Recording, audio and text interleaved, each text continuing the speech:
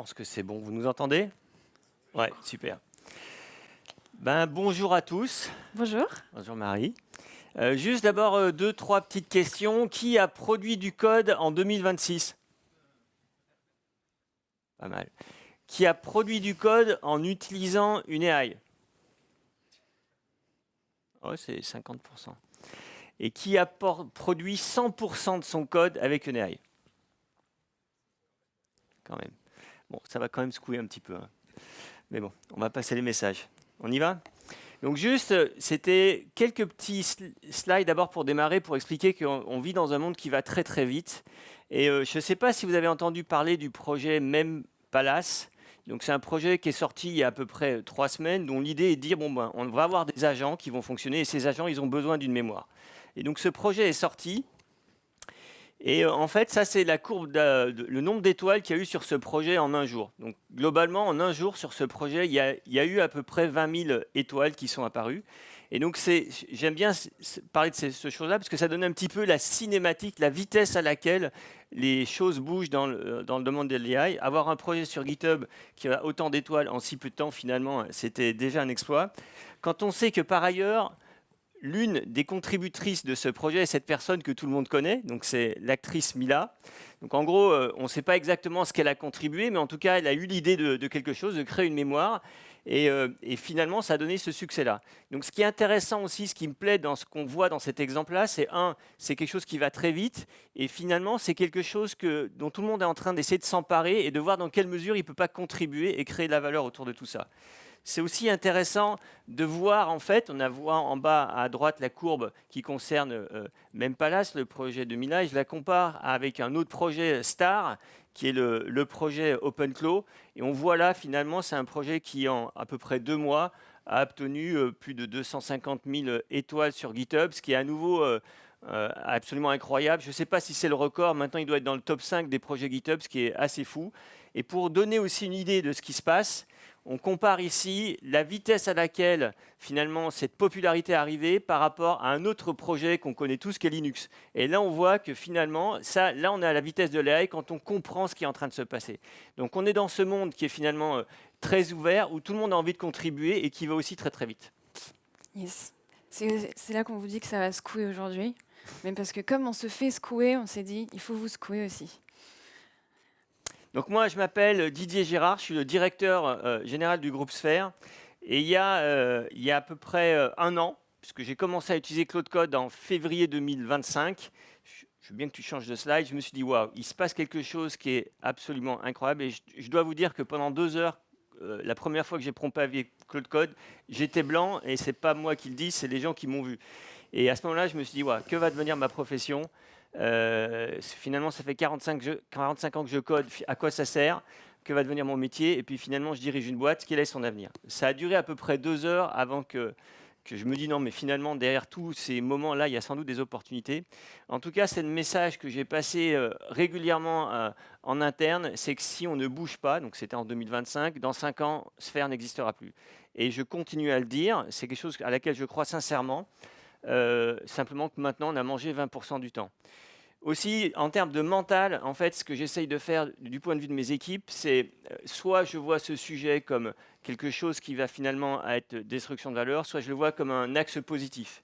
Et c'est sans doute un des sujets qui est le plus dur à faire passer, c'est de mettre au niveau d'une organisation de 1000 personnes toutes ces opportunités. Et donc, ce que je répète maintenant régulièrement depuis 6 mois, c'est qu'en fait, il faut que Sphère se considère comme une entreprise de 10 000 personnes. Si on continue à se penser, à s'introspecter comme une entreprise de 1000 personnes, finalement, ce qui est en train d'arriver, on ne va pas le saisir ou quelque part, on va le subir. Et donc, si on veut vraiment aller de l'avant et comprendre ce qui est en train de se passer, il faut qu'on se pense comme une entreprise de 10 000 personnes, pas simplement en tant qu'ingénieur, hein.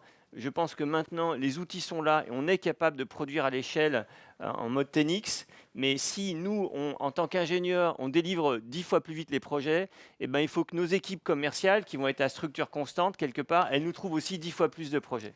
Et c'est pour ça que j'utilise cette métaphore en disant on n'est pas une entreprise de 1000 personnes, maintenant on est une entreprise de 10 000 personnes. C'est pour que toute l'entreprise prenne conscience de ça. Et justement, ce côté vraiment universel qui touche tous les métiers, c'est un petit peu l'un des fils rouges de notre talk aujourd'hui. Moi, je m'appelle Marie, je suis directrice data chez Choose et j'ai la petite spécificité d'être devenue DAF aussi depuis 2 ans, après une bonne dizaine d'années pure tech. Donc ça fait souvent froncer un petit peu les sourcils, une tech qui devient DAF. Mais c'était avec un pari un peu fou de dire je vais gérer une équipe financière comme une équipe tech.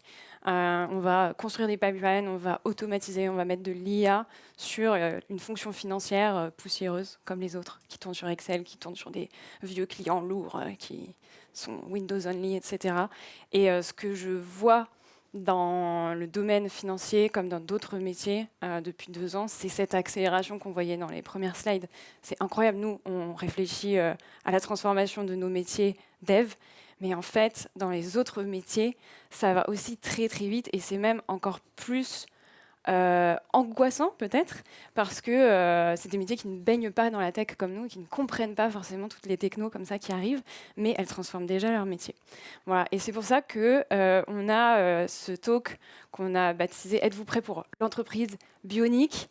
Cette image du corps augmenté, c'est vraiment ça, c'est n'importe quelle partie du corps humain qui peut être mécanisée, qui peut être augmentée de la même manière que n'importe quelle partie de l'entreprise peut et va être maintenant augmentée par l'IA avec des personas humains d'un côté et des personas IA de l'autre côté qui vont devoir apprendre à collaborer.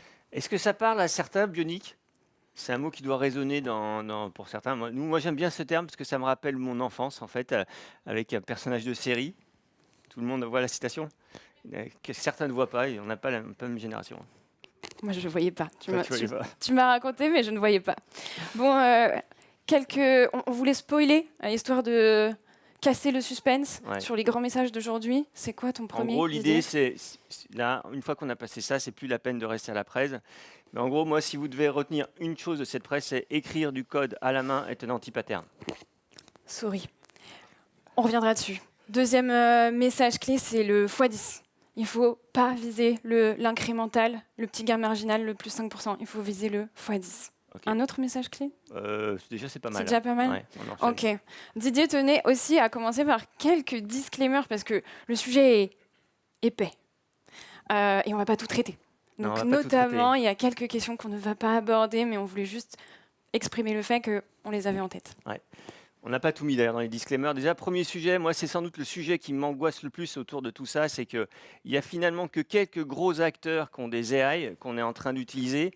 Et il y a ce côté finalement, si on délègue une partie de notre analyse, de nos réflexions à des AI, mais que ces AI sont concentrés que dans quelques acteurs, finalement, est-ce qu'on n'est pas en train d'uniformiser la pensée ?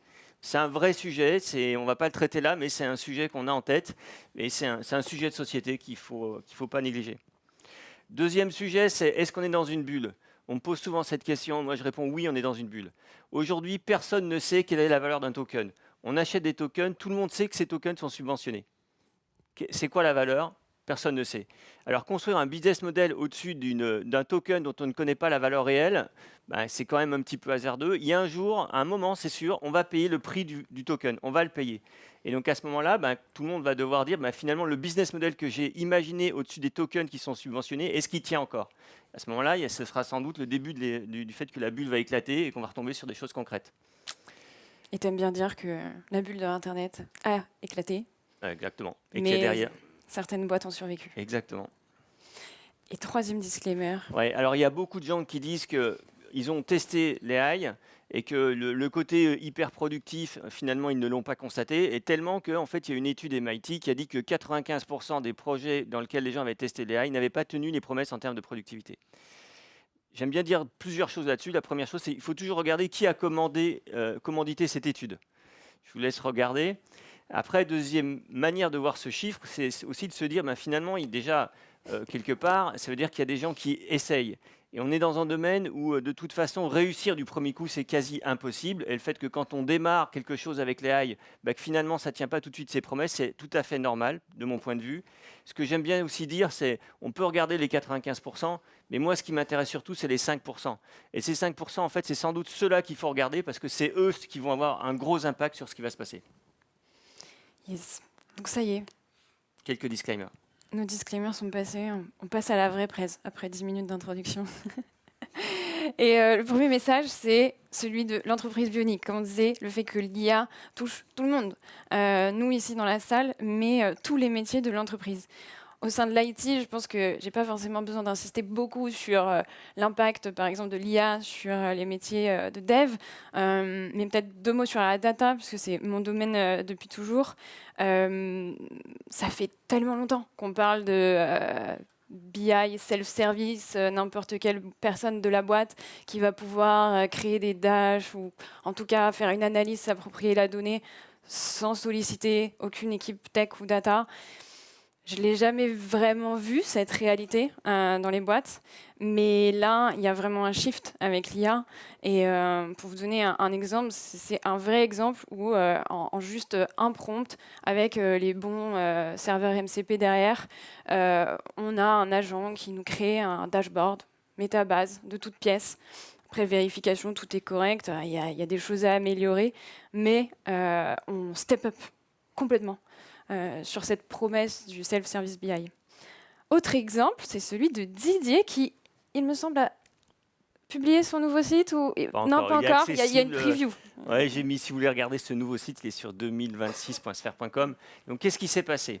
En gros, on a développé une version de site web en 2021. Ça avait pris 6 mois et ça avait coûté à peu près 100K, sachant que nous, on n'est pas des experts de ce sujet. WordPress, c'est pas notre métier, donc on a sous-traité et ça a coûté 6 mois, 100K en fait.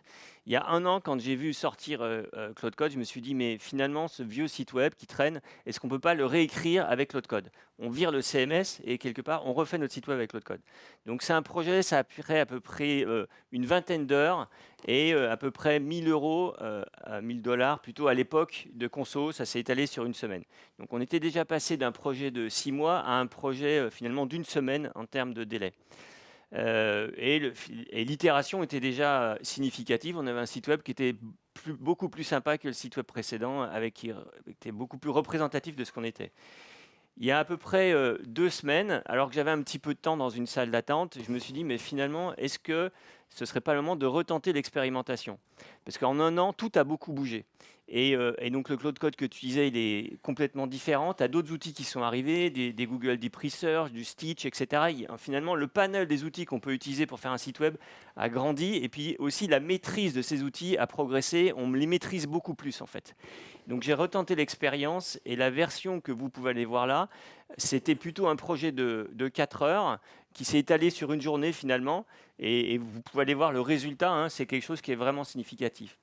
Alors bien sûr, on peut se dire, faire un site web, ça ne correspond pas à ce qu'on fait tous les jours. Moi, je considère que le site web, c'est un morceau du système d'information, c'est-à-dire qu'il y a des morceaux de ce site web qui sont mis à jour automatiquement.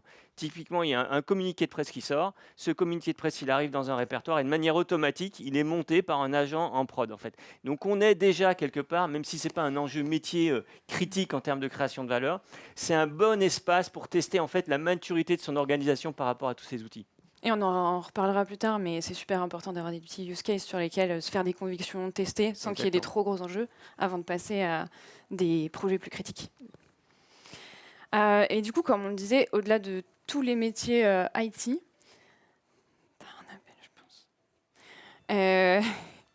l'IA est en train et va encore plus chambouler à peu près tous les métiers de l'entreprise. On ne va pas tout détailler évidemment, mais par exemple dans le domaine RH, on a construit notre petit agent pour répondre aux questions des employés, pour décharger les RH. Vous avez peut-être vu des publications d'Alan qui a fait pareil et qui annonce qu'un tiers de toutes les questions RH sont adressées maintenant par un agent. Dans mon domaine, la finance, ce qui se passe, c'est incroyable. Maintenant, j'ai un contrôleur de gestion qui passe plus de temps sur Claude que sur les G-Sheets. Ça paraissait complètement sur fou. Les quoi Sur les Excel, pardon, Google Sheets. Je vous donne, avant de donner un exemple, du coup, on a dit dans notre petit executive summary, l'un des grands messages aujourd'hui, c'est avec la GenAI, il faut viser le x10.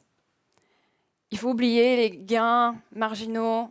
C'est tout ce qu'on a fait et ce que tout le monde fait intuitivement, on chatte, on se dit ah, tiens, mon outil va m'aider à rédiger un mail, il va m'aider à rédiger des specs, il va peut-être m'aider à review quelque chose, etc., etc. Mais en fait, ça nous fait gagner 5% par-ci, 15 minutes par-là. C'est pas ça qui changera finalement votre journée et c'est pas ça qui changera le business model d'une boîte. Et bien dans le cas là de la finance, je vous prends un petit exemple hyper concret, c'est reporting. Reporting financier, c'est un peu l'un des sujets qui fait l'enfer des DAF et des équipes financières, c'est il faut sortir les chiffres dans les temps.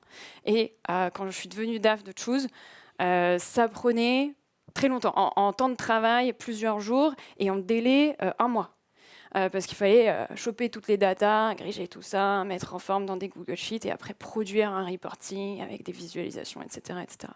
Et bien maintenant, nous, on a un agent qui a un serveur MCP Notion pour voir les anciennes versions du reporting financier, qui a un MCP Google Sheet pour voir notre BP, notre PNL, qui a aussi accès à notre data warehouse et qui peut faire des requêtes pour mieux comprendre les performances business du mois précédent ou du quarter précédent.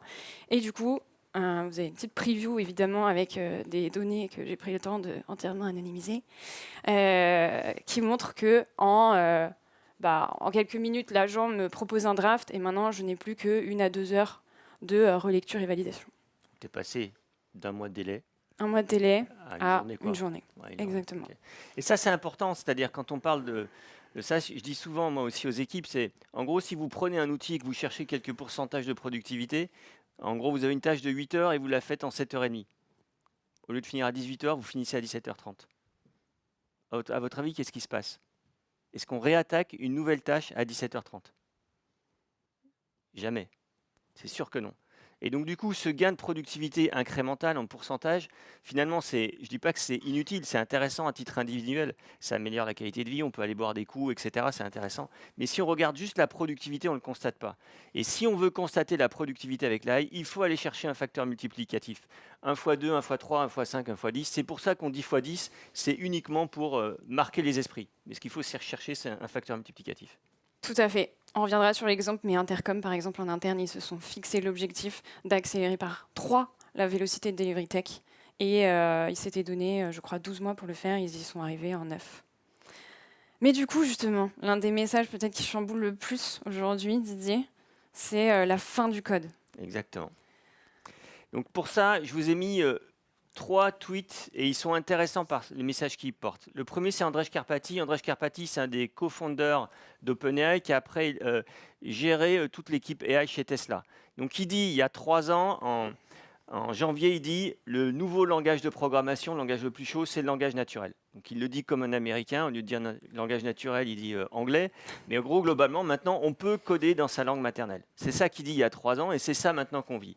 Deuxième sujet, c'est Barry Zhang. Barry Zhang, c'est un des développeurs de Claude Code.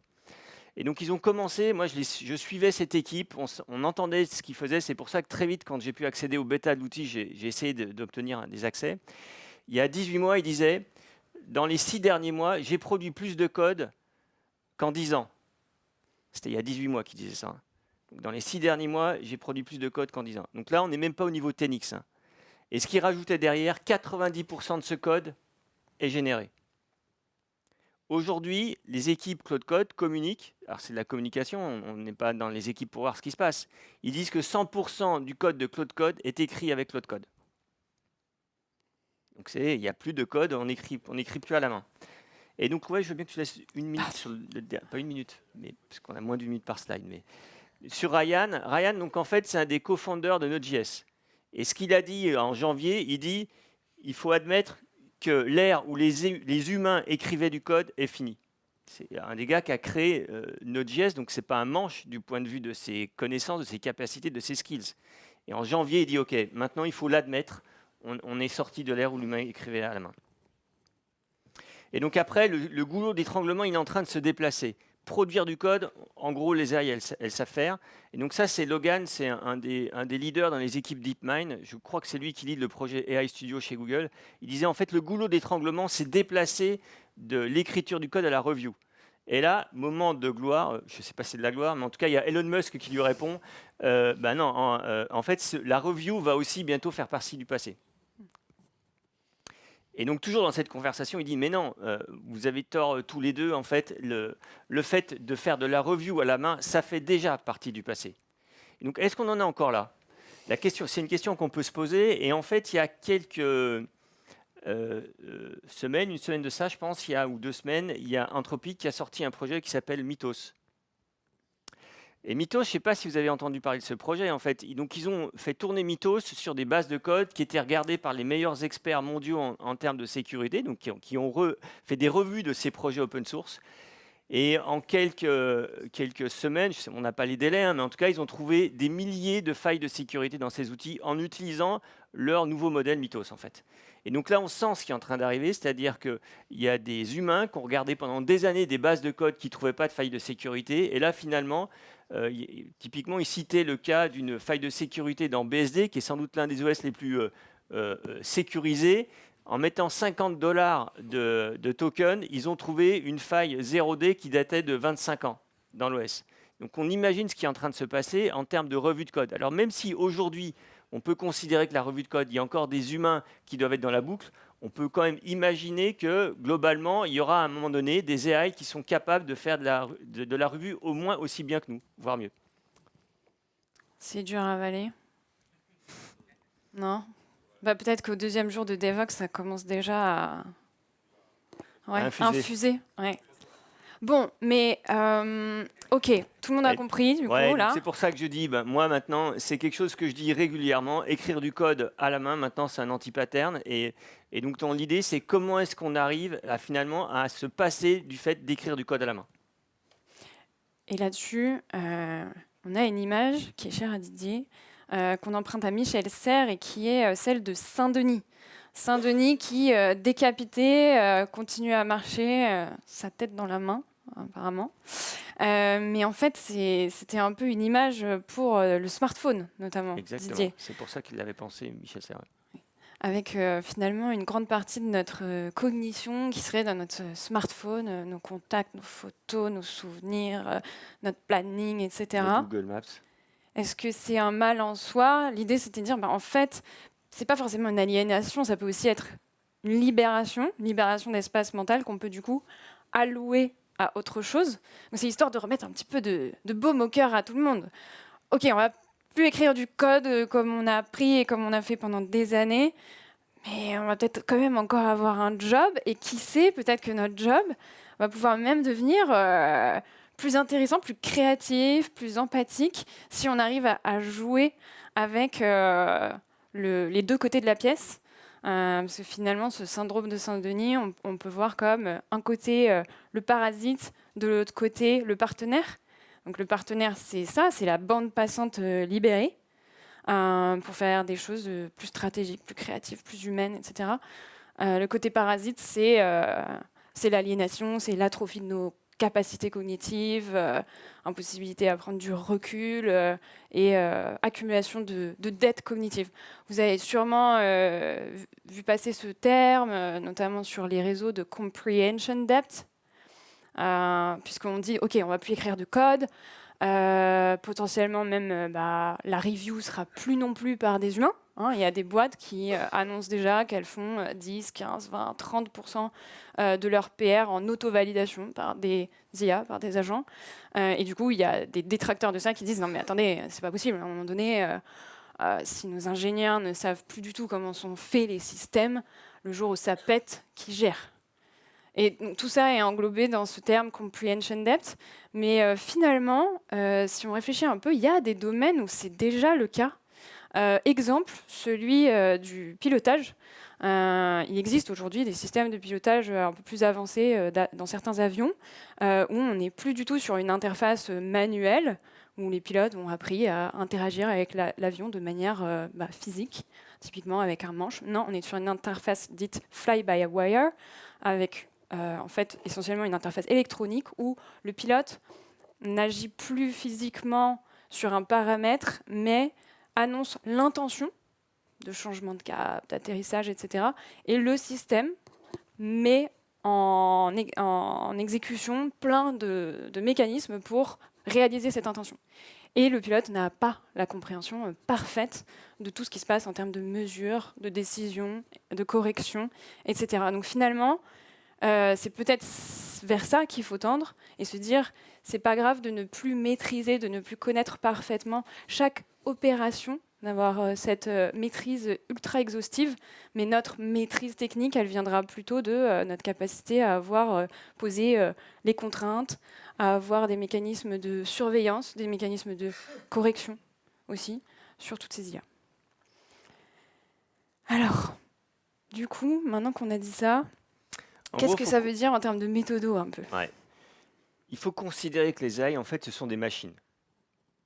Des machines à produire du code, ni plus ni moins. Et donc, notre rôle d'ingénieur, c'est pas de prendre une pièce qui a été produite par la machine, de dire cette pièce, elle n'est pas parfaite, et donc du coup, je vais l'ébavurer à la main. Si je fais ça, ben, quelque part, vu la vitesse à laquelle la machine est capable de produire des pièces, il va falloir que j'ai beaucoup de gens qui vont être là pour ébavurer. Notre métier, c'est justement de configurer la machine à produire du code, de manière à ce que le code qui sort de cette machine, il soit aligné avec nos attentes. Et ce système de paramétrage de la machine, c'est ce qu'on appelle le context engineering. Donc le context engineering, c'est un terme qui est assez vague et souvent plus ou moins bien défini dans ses frontières. Mais moi, j'aime bien dire ça. En gros, c'est ce qui me permet de paramétrer ma machine à produire du code. Et plus mon context engineering est solide, ça veut dire que plus mon système de paramétrage de machine, il est fiable et me permet de produire du code comme je l'attends. Et c'est un asset qui est vraiment très précieux. Pourquoi? Parce que si j'ai une machine qui est bien réglée, je peux permettre à un autre opérateur, donc à un autre ingénieur, de venir et d'utiliser ma machine pour produire du code. Et c'est tout l'intérêt qui est en train de basculer dans cet espace-là. C'est que utiliser une AI tout seul et être le seul à maîtriser sa machine, c'est bien. Mais ça ne scale pas, ça ne permet pas de travailler ensemble. Donc le gros enjeu là, c'est d'arriver à créer un contexte qui fait que dans une équipe, on peut collaborer et en fait produire de la même manière le code que l'on attend. Voire, il y a quelqu'un qui ne fait pas partie de l'équipe, il vient en fait, il branche son AI qui ne connaît pas rien du projet. Au bout d'une seconde, cette AI, elle a chargé le système de paramétrage, c'est-à-dire le context engineering, le contexte de ce projet-là. Et à ce moment-là, elle est capable, cette AI, de produire du code en respectant ce qui a été défini sur ce projet. Et d'ailleurs, sur les petits exemples que j'ai montrés, de construction de dashboard, de réalisation de reporting financier, etc., le succès de ces use cases vient moins de quel LLM on a choisi, est-ce que c'est DeepSeek, est-ce que c'est autre chose ou quoi, mais vient de la qualité de la donnée sous-jacente.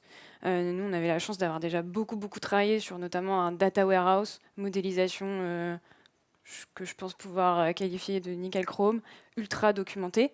Et donc en fait, on a un boulevard pour les agents. Mais donc ça rentre, un modèle de données, sa documentation, etc., ça rentre dans ce contexte engineering. Et c'est sûr que sans ça, on fera rien d'époustouflant. Exactement. Et petite anecdote là-dessus, sur ce contexte, c'est vraiment une anecdote, mais pour moi c'est assez révélateur. Il y a une semaine ou deux, le head of product de ma boîte qui me dit « Coucou Marie », alors là il s'adresse plutôt à la DAF, il me dit « Est-ce que tu aurais une doc qui reprend tous les termes techniques du PNL, donc du compte de résultat de la boîte, qui décrit un petit peu qu'est-ce que ça veut dire et surtout comment chez nous c'est calculé ?» Ok, et j'étais un peu surprise, donc j'ai recollé les trucs, mais donc je me demande pourquoi il me demande ça. Et en fait, il était vraiment dans ce mindset de je veux mettre tout ça dans mon cloud.md et puis partager à toute la boîte, etc. Donc en fait, il demande à la DAF de construire, enfin de participer à ce contexte engineering. C'était pas juste pour sa conso perso. Et franchement, ça, je pense que ça va arriver de plus en plus. De plus en plus, ouais. Pour finir un peu avec des exemples, j'aime bien le côté concret. Je vous ai dit qu'on avait déployé un petit agent RH pour répondre aux questions des employés. Et en fait, pareil, là, les itérations, elles n'étaient pas techniques en soi. On a une plateforme agentique, créer un agent, c'est très rapide. Ce qui a fait vraiment l'objet des itérations, des tests, c'était les gens posaient des questions, soit il n'y a pas eu de réponse, soit il y a eu une mauvaise réponse, et paf, en fait, ça montrait à l'équipe RH qu'il y avait un manquement dans la documentation de la boîte. Alors vous direz, c'est pas un agent incroyable, c'est essentiellement de la restitution d'informations, mais du coup, c'est le fait d'avoir cet agent qui a permis à l'équipe RH d'identifier des manquements dans ce fameux jumeau numérique de la boîte. Un autre exemple, pareil, que je trouve hyper révélateur, pour la première fois, là, on a ajouté dans notre business plan, qui est un gros Excel, un onglet, pas pour les humains, dédié 100% aux agents. Un onglet où il n'y a pas de graphe, où il n'y a pas certains trucs un peu dynamiques qui foutent le bazar si vous l'interfacez avec un agent aujourd'hui, et où juste on a mis de la donnée la plus clean et la plus compréhensible possible pour l'interfacer via MCP Google Sheets avec des agents qui feraient analyse financière, contrôle de gestion, reporting, etc. Et je pense que dans tous les métiers, on va aller de plus en plus vers ça. Et pour terminer sur ce contexte engineering, du coup, nous, on savait qu'il fallait versionner le code. Maintenant qu'on dit que finalement, il y a plus d'importance dans le contexte que dans le code, ce serait bien de versionner le contexte, de le voir vraiment comme asset. Et là-dessus, je vous invite à consulter l'exemple de Alan. Ils ont publié il y a quelques jours un petit Rex sur un agent Ops qui, du coup, vient aider les équipes support à résoudre un problème technique assez précis, et où c'est vraiment les ops, les agents support humains, qui itèrent, améliorent le contexte, donc le prompt, la configuration des outils à dispo de l'agent, etc. Tout ça dans Git. Donc les techs, eux, ils ont fait la partie plateforme, outillage, mais la création, l'amélioration et la maintenance de l'agent, c'est les ops. Et tout ça est versionné. Donc la question c'est finalement comment est-ce qu'on arrive, nous on produit du code et il faut qu'on arrive finalement à créer ce contexte engineering. Donc tout le monde est en train actuellement d'imaginer finalement sa chaîne de production de code, Donc il y a plein de frameworks comme ça qui sont en train d'émerger. Donc je vais parler d'agents. En gros, chaque carré, il ne faut pas le voir comme un agent, mais il faut le voir comme une équipe d'agents.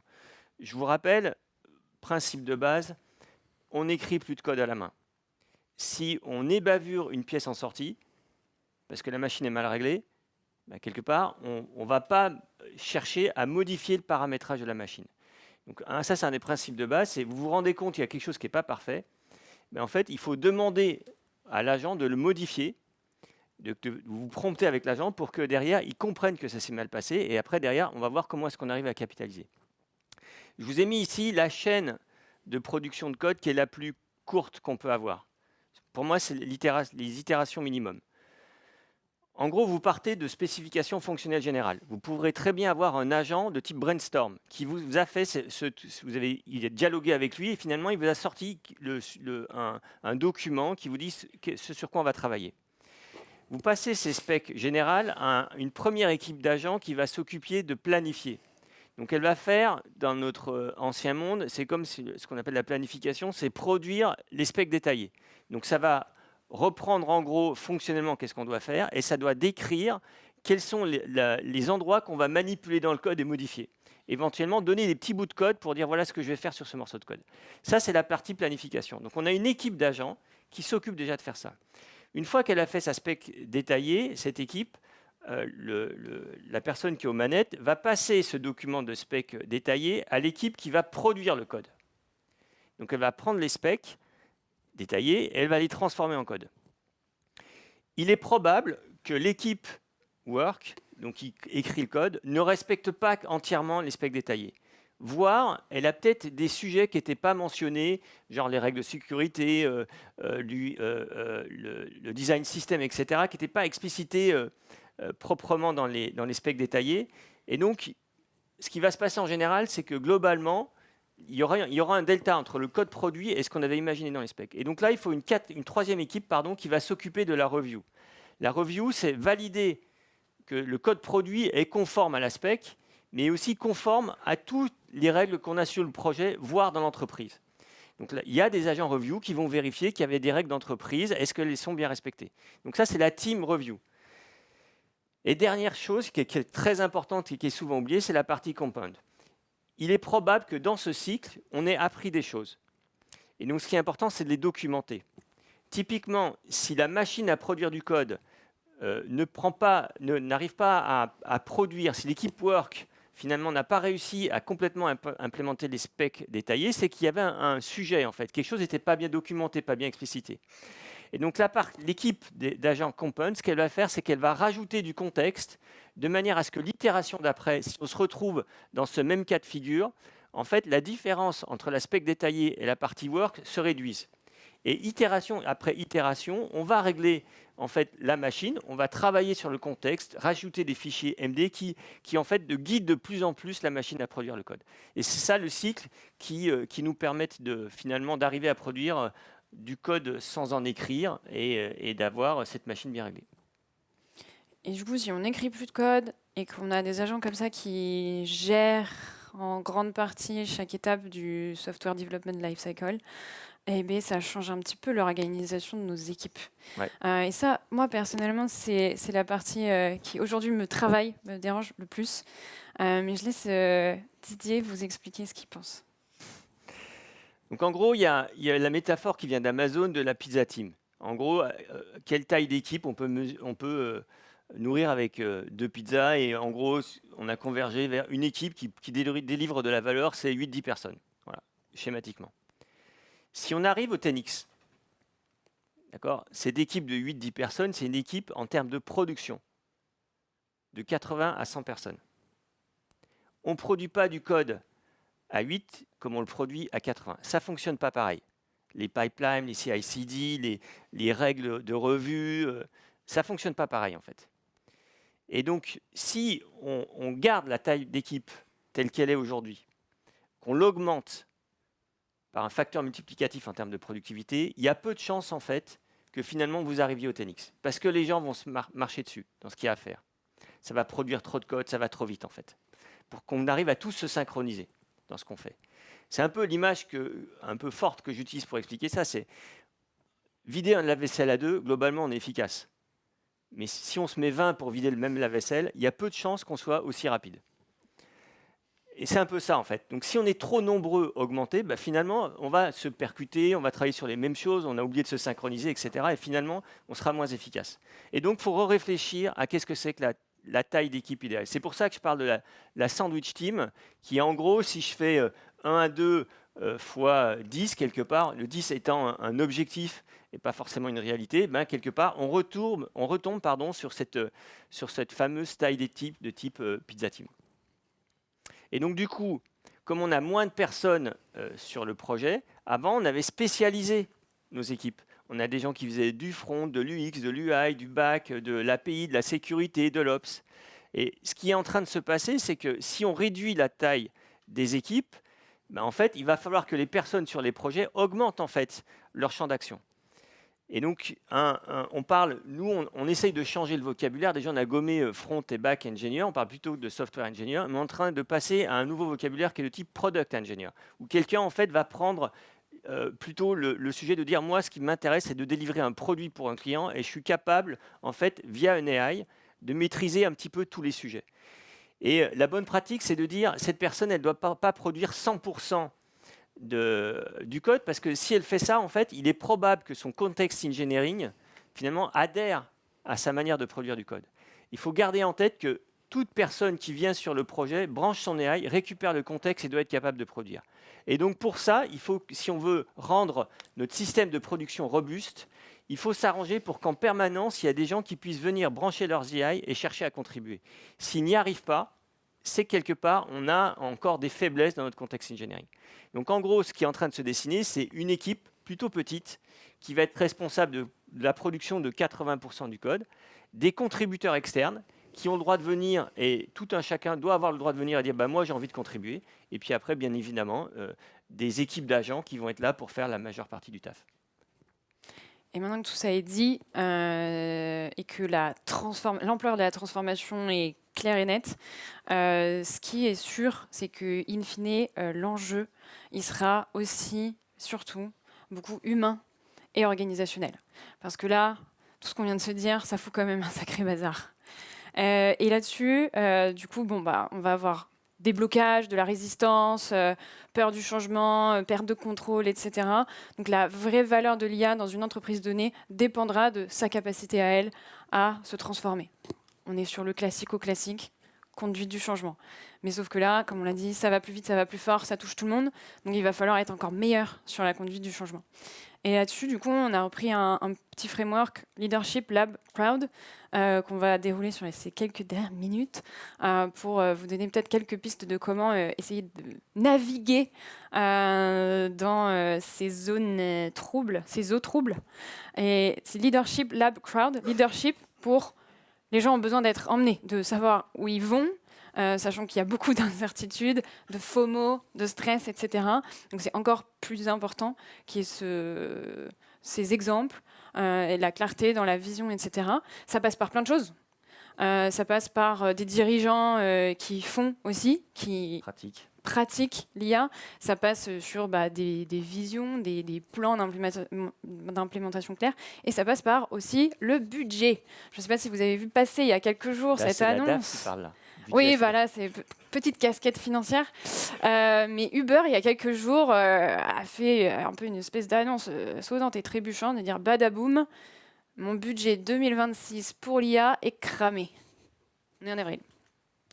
Alors, est-ce qu'ils sont nuls en budgétisation ou est-ce que ça va tellement vite que même eux, ils n'avaient pas vu le truc arriver? C'est quand même fort, ça, comme message.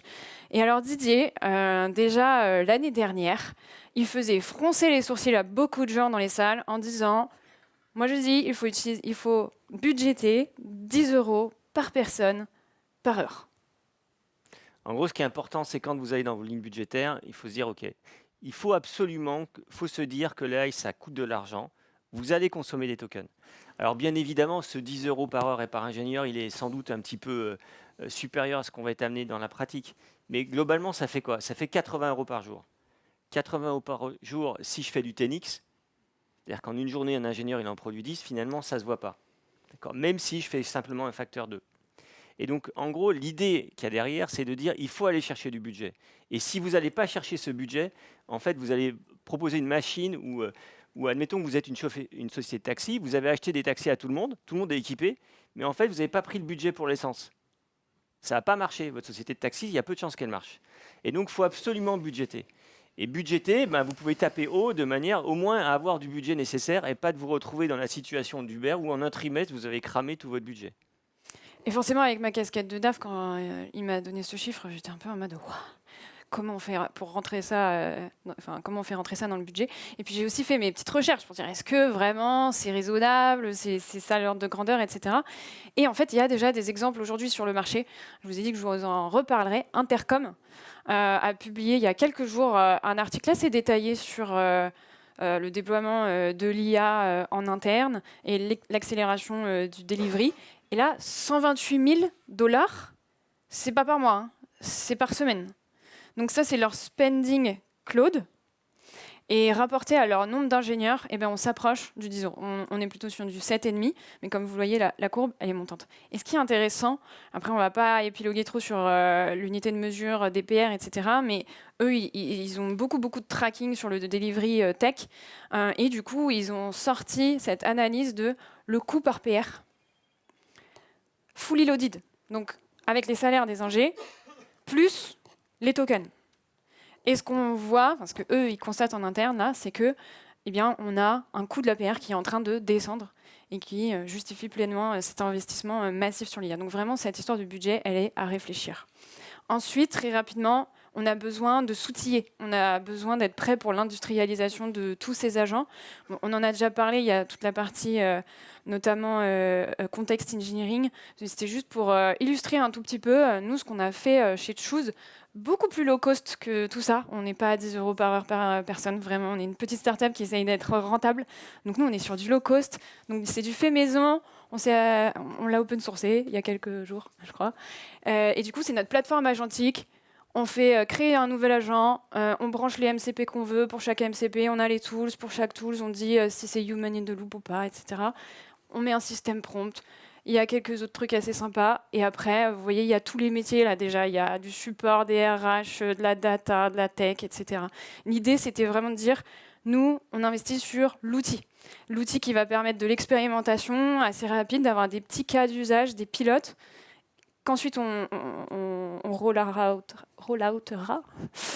Donc le classique en fait, des innovations. L'idée, c'est d'avoir un petit coup d'avance, mais tout en gardant quand même une bonne maîtrise technique. Et enfin, leadership, lab, crowd. Il faut embarquer tout le monde là-dedans. On a dit, c'est l'entreprise bionique, ça concerne tout le monde. Ça, c'est important non seulement d'avoir les idées de tout le monde, donc que tout le monde comprenne quelles sont les possibilités offertes par l'IA, se l'approprier un minimum. Et du coup, ça amène notamment la question de l'adoption, de la peur de la perte de contrôle. Et du coup, ça, c'était juste pour glisser le petit commentaire de l'importance du human in the loop. Donc aujourd'hui, la plupart des serveurs MCP notamment développent ça, le fait de pouvoir régler sur chaque skills qu'on va avoir dans nos agents, le fait qu'ils puissent être complètement autonomes. Notamment, vous avez peut-être vu ce truc d'une nana chez Meta où elle disait à son agent stop, stop, stop, stop, il supprimait tous ses mails. Voilà, donc maintenant on a cette capacité. Ça, c'est le petit exemple d'Alan que je donnais tout à l'heure. Il laisse pas l'agent envoyer des mails et faire des rapprochements sur des numéros de sécu, etc., sans quand même encore un humain qui valide. Vous voyez, le travail, il est pré-mâché, il n'y a plus qu'à dire oui, non. Et à côté, c'est les courbes d'auto-validation par ces agents. Voilà, et bien du coup, en conclusion, avec tout ce qu'on s'est dit là, petite synthèse pour passer à l'action, même si on ne doute pas que vous êtes déjà bien passé à l'action sur l'IA. Tu veux conclure, Didier ? Ouais. Donc juste, parce qu'on a dépassé, ce qu'il faut Une retenir minute. en fait de cette... Ah ouais. Oui, on a passé 10 minutes. En gros, ce qu'il faut, c'est aller chercher le 10x. Au sens, c'est plus un état d'esprit. Il ne faut pas s'arrêter sur le x10. C'est de dire, il ne faut pas chercher des pourcentages d'amélioration. Il faut chercher des facteurs multiplicatifs. Il faut travailler son paramétrage de sa machine. D'accord ? C'est le contexte engineering. On a des machines à produire du code, il faut les régler. Réfléchir à, finalement, c'est quoi la bonne taille d'équipe ? C'est une question, en fait. Et il y a sans doute des réponses différentes en fonction des contextes. Mais en tout cas, on ne peut pas se dire on va être 10 fois plus efficace et dire on garde la même manière de fonctionner avec les équipes. Ça ne marchera pas. Et puis, dernièrement, moi, je vous invite vraiment tous à lire ce papier d'Ethan Mollick qui explique comment est-ce qu'on diffuse l'AI au sein d'une organisation. C'est Leadership Lab Crowd. Donc, c'est un framework qui est utile, en fait, pour comprendre comment est-ce qu'on peut basculer une organisation dans l'AI. Il y a une erreur dans la slide. Désolée, c'est ma faute. Merci. Merci beaucoup. Et merci Didier. Merci.